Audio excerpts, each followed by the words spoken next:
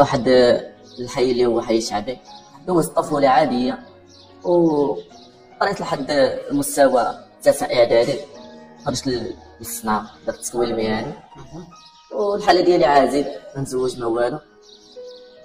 والمهم بقيت عايش وهذاك، كانت حياتي مزيانة في الأول حتى درت واحد المشكل اللي صراحة ندمت عليه. حنا غادي نوصلوا لهذا المشكل هذا. غادي تعاود لنا على كيفاش كانت حياتك قبل ما تدخل الحبس مع الاسره ديالك، مع المجتمع، مع اصحابك؟ واش كتعاطى لشي بليه؟ واش مبني بشي حاجه؟ لا صراحة كانت حياة زوينة، كنت منظم حياتي مزيان، كنت عايش بخير مع والديا، كنت خدام على راسي من بلي ما والو. حتى وقع المشكل هذا اللي بدل حياتي راسنا على لقيتي راسك في الحبس؟ لقيت راسي في الحبس. واخا كيفاش كتخيل انك في يوم من الايام لقيتي راسك في قريه بين 4 الحيوط، قدامك شباك، معاك الناس في الحبس؟ واش كنتي كتخيل راسك شي نهار توصل لهاد الحاله هادي؟ صراحه ما عمري كنت كنتخيل شي نهار غادي نجي للحبس. علاش؟ حيت كنت لا مشاكل لا والو، داخل سوق راسي، ما يعني لا علاقه بهذا الشيء باش نجي.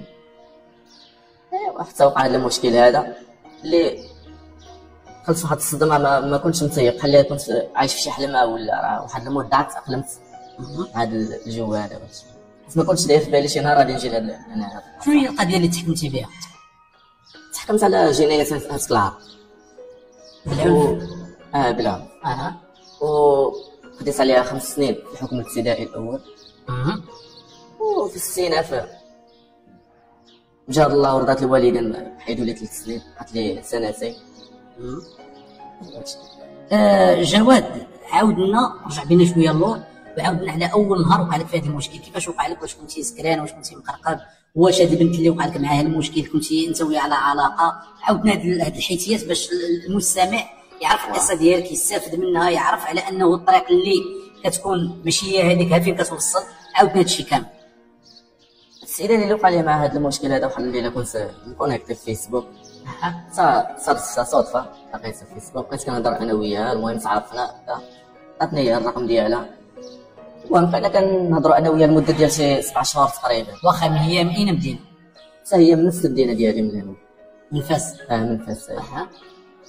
بقينا كنهضروا انا وياها وبقينا كنتلاقاو وداك الشيء. المهم حتى واحد النهار وقع بيني وبين هذا المشكل هذا. شحال وانت كتعرفها؟ كنعرفها لمده ديال 7 شهور. 7 شهور. المهم وقع بيني وبين هذا المشكل، وداز واحد الفتره مده حتى ولا وقع بيني وبينها واحد سوء تفاهم ودارت هذا الشيء. لا ولكن واش الجريمه انت ارتكبتيها ولا غير ظلماتك؟ ايوا تقدر تقول هي ظلماتني، هي بحال اللي كانت باغيه ثم تخبى هذاك المشكل اللي كان واقع لها وداك الشيء. علاش هي كانت ديجا هي واقع لها المشكل. ديجا واقع لها المشكل. وكانت بغات شي واحد اللي يسترها. كانت باغي شي واحد اللي يسترها. زيد عاود لنا. صادفات معايا انايا، المهم شافني دري نقيقي ولا عائله، خدام على راسي، قالت هذا هو اللي غادي. شكون اللي كبر، انت ولا هي؟ لا هي كبر مني بعام. كبر منك بعام؟ كبر مني بعام. تعرفتي انت وياها، كنتوا كتخرجوا، كنا كنخرجوا قهيوات؟ كنا من بعد مشيتي انت ويا شي بلاصه ولا؟ من بعد فاش وقع المشكل؟ فاش وقع المشكل كنا كنمشيو كنجلسوا انا وياه في واحد الدار، واحد الابارطمون، كنا كنمشيو كنجلسوا انا وياه في الوقت الفراغ ديالنا. وحتى وقع هذا المشكل هذا. انا ما كنتش ناوي صراحه غادي ندير هادشي هذا، تصدمات حتى فاجاتني واحد النهار جا للدار، ما عرفتش كيفاش وقع هادشي هذا، فلقيت راسي في السجن. ومن بعد فاش تشديت درت لي التنازل. هاد البنت هادي بحال اللي انبها ضميرها، درت لي التنازل، سمحات لي، ولكن واخا كانت الحكم الاول دات 5 سنين. واخا جواد، وانتيا تقدمتي عند السيد الوكيل العام لمحكمة الاستئناف بفاس، من بعد تحاليتي على الجلسة، تصدر الحكم ديالك 5 سنوات. عاودنا داك الشهور وانت كتسمع الحكم ديالك وانت مازال صغير، وكما كتقول ولد عائله بالليل ونهار لقيتي راسك عندك غادي دوز 5 سنين من عمرك في الحبس. شنو الاحساس ديالك؟ هاد الاحساس ما يتوصفش. هو المشكل دغيا تحكمت، ما طولتش بزاف في الحبس، كيجي ضربتي واحد المده اللي فتره قصيره مازال ما توالدتش وغادي دير 5 سنين، راه واحد الصدمه ما تصورش. واول حاجه طاحت لي في بالي هي والديا، كيفاش غادي غادي نقول لهم راه خديت 5 سنين وما كانوا دايرين حساب نقدر نخرج نقدر كذا. عجبوا لي التنازل، حامي كان كيقول لهم يقدر يخرج يقدر صافي. ومن بعد بقيت كنقول كيفاش غندير ندوز هاد المده هادي في هاد 5 سنين هادي، كيفاش غندير ندوزها. واخا حنا غادي نوصلوا لهاد القضيه ديال كيفاش غدوز هاد المده، وبغينا نعرفوا في هاد الملف اللي وقع لك، واش كيتشوف جواد انه كيتحمل المسؤوليه الكامله في هادشي اللي وقع لك؟ واش انت مسؤول على هادشي اللي وقع لك؟ بطبيعة الحال راني مسؤول على هادشي هذا، حيت انا اللي قلبت على هادشي هذاك. وكون مثلا بعدت من هاد التخربيق وبقيت خدام على راسي ونتبع الطريق الصحيح، راه ما غاديش نطيح في هاد المشكل هذا. ورأي واحد اللي قلب على شي حاجه غادي يلقاها. الرساله ديالك للدراري ولا للشباب اللي كيتعاطاو المحرمات، مثلا كيديروا علاقات غير شرعيه، كيديروا كيقول لك دابا غنصاحب مع بنت، غادي نمشي نزهى، غنمشي نتسارى، غنمشيو انا ويا لابارتمون، غنمشيو انا وياك.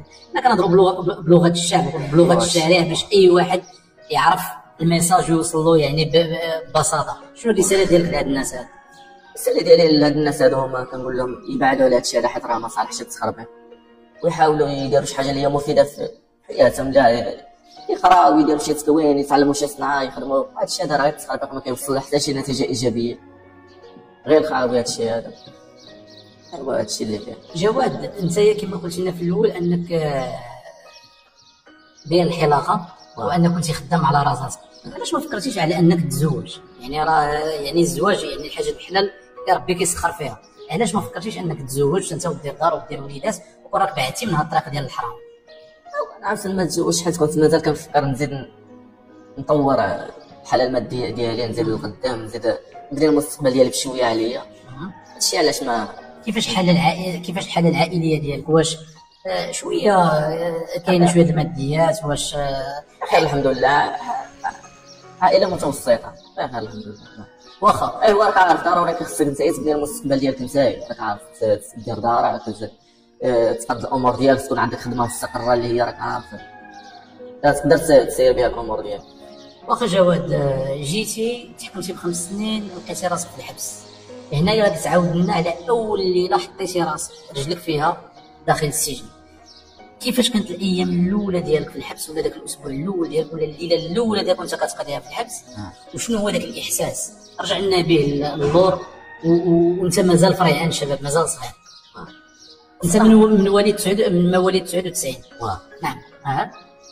صراحه ديك الايام الاولى، خصوصا ديك 3 ايام الاولى، كتكون ناعس، كتضرب الفيقه في الليل مع شي جوج الوحده، كتبقى فايقه، كتبقى راسك تدين عليه، كتخرق، تحس بواحد الخنقه، تقول بحال هذه هي الاخيره صافي انا غادي. يعني حياتك ماشي هي هذه، ماشي هي هذيك، كتشوف راسك تبدلات حياتك بزاف. انت كنت عايش مرتاح بخير كذا، جيتي لقيتي راسك وصل لك السيطات يجي كذا صافي راك عارف.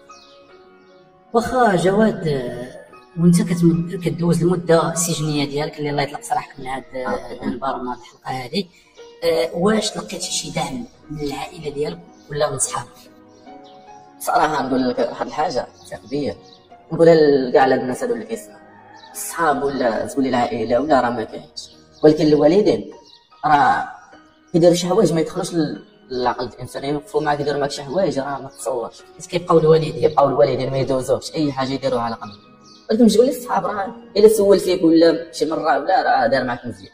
الوالدين ساكنوا هما اللي كيتكلفوا كذا ويجيبوا لك يتبعوك اي حاجه. ولا يسمح لنا. الرساله ديالك للوالدين ديالك اللي تعذبوا معاك في هذه الفتره هذه؟ الوالدين ديالي نقول لهم اللي يسمح لي منهم نتمنى الله يسمحوا لي، وان شاء الله نخرج نعوض لهم هادشي هذا كاع كامل.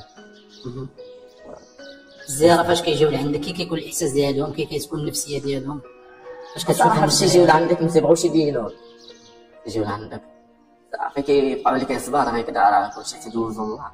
وانا عرفتي كنحاول نبين لهم بلي راني عايش بخير، ماشي هما عرفتي ما راك ما يمشيوش مفورين نجي، ولكن راك عايش بخير ماشي يعني بخير الحمد لله. واستفدت انايا بالتسويل المهني، خديت دبلوم واحد اخر. حنا عاد غادي نهضروا على هذه المساله هذه في واحد المحور.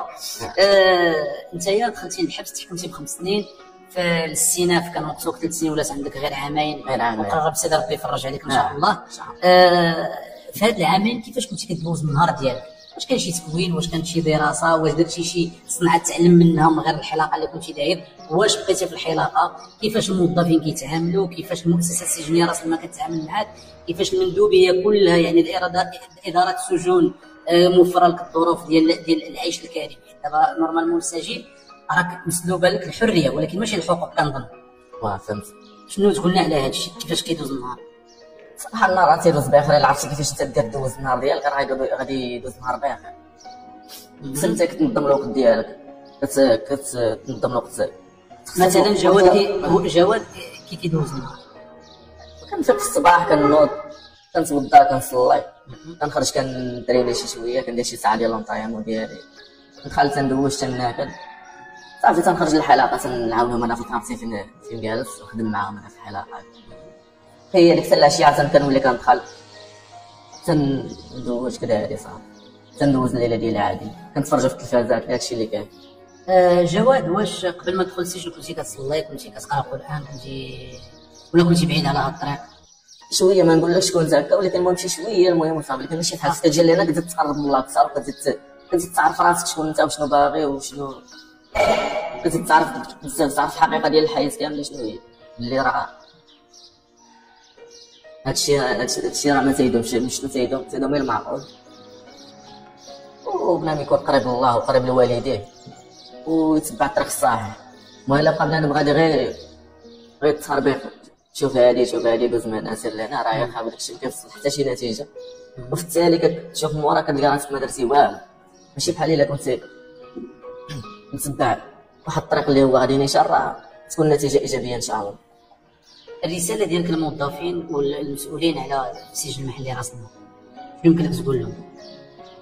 الموظفين شنو غادي نقول لهم؟ الموظفين صراحه الا كان دان منضبط وما كيدير لا شغب لا والو راه كيتعاملوا معاه مزيان صراحه كنعرفوا الا كان شي واحد راه مشاغب ولا راه كيتعاونوا معاه بالطريقه اللي الصح. نعم. مور المشكل ديالك ديال انك هاتك العرض بالعنف واللي تحكمتي به واش اليوم كتحس بالندم على داكشي اللي دار؟ بطبيعه الحال تحس بالندم. علاش؟ كتبقى كتفكر كتقول فاش غادي نخرج كيفاش غادي ندير نواجه المجتمع يديو لي واحد النظره اللي هي راك عارف كيقولوا هذا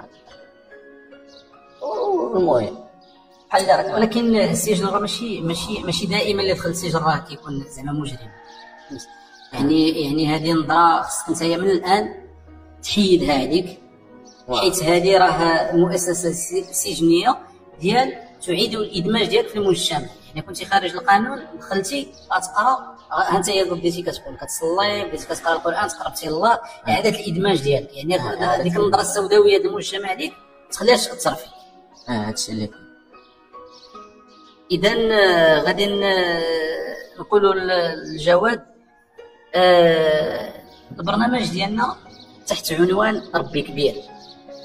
ربي كبير كنسمعوها بزاف في اليوم. شنو كتعني لك هذه الكلمه؟ راه ربي كبير راه ربي ما كيسد بيبان ولا دارت كيفتح بيبان ونتمنى من الله ان شاء الله ملي نخرج تحلوا بيبان الخير في وجهي وتقاد الامور ان شاء الله وراه ما يكون الخير ان شاء الله. عندي واحد الامل في الله وديما كنقول راه ربي كبير وما كتب عليا المشكل هذا ان شاء الله نخرج يكون الخير ان شاء الله. واخا شنو الرساله اللي كتوجهها للناس اللي خارج السجن؟ دابا نتايا سجين يعني سلبات الحريه ديالك واحد العامين من عمرك. الناس خارج السجن اللي كيقول لك لا واه انا الحبس كيدخلوا له غير الرجال الحبس غير ديال الرجال. شنو الرساله اللي تبغي توجهها لهاد الناس؟ الرساله اللي غادي نوجهها لهاد الناس خصهم يبدلوا هاد النظره هاد الفكره هادي. علاش الحبس راه كيدير من العمر ديالك يدير لك من الصحه ديالك. المهم راه بدا خصو يبدل هاد الفكره هادي خصو ما يفكرش هكا ديما يقول لا هو الحبس كيجيو له الرجال لا هو هكذا. ولكن شي مشكل اللي هو يستحق ولا جيتي مثلا غير مظلوم ولا راه ماشي مشكل. ولكن باش نتايا تعمد تجي للحبس راه ما رجوله ما والو. الرجل راه هي تخدم على راسك وتكون معقول وتكون تهلا في الوالدين تهلا في الوالدين وتكون بخير. نفترض ان جواد غدا غادي يخرج من الحبس شنو هي الحاجه اللي كتمناها باش تسالى هاد المده ديالك ولا انك غدا غتساكك وغادي تخرج؟ كنتمنى نلقى الوالدين بخير صافي هادي هي الحاجه اللي كنتمنى نخرج ان شاء الله نلقى والديا بخير راه كلشي غادي. شكرا جزيلا جواد على اجراء هذا الحوار الصحفي، وانك قدرتي تفتح لنا قلبك وتعاود لنا المعاناه ديالك كيفاش دوزتي هاد الجنايه ديالك ديال هذاك العرض. كنتمنى من الله يفرج عليك ان شاء الله، وتكون عبره بزاف ديال الناس اللي شادين واحد الطريق اللي هي ما كتوصلش، اخرتها كتلقى راسك انك في الحبس مضيع مستقبلك. والى هنا متتبعي الحقيقه 24 نقول لكم الى اللقاء، على امل اللقاء بكم مع سجين اخر وفي حلقه اخرى من برنامج ربي كبير.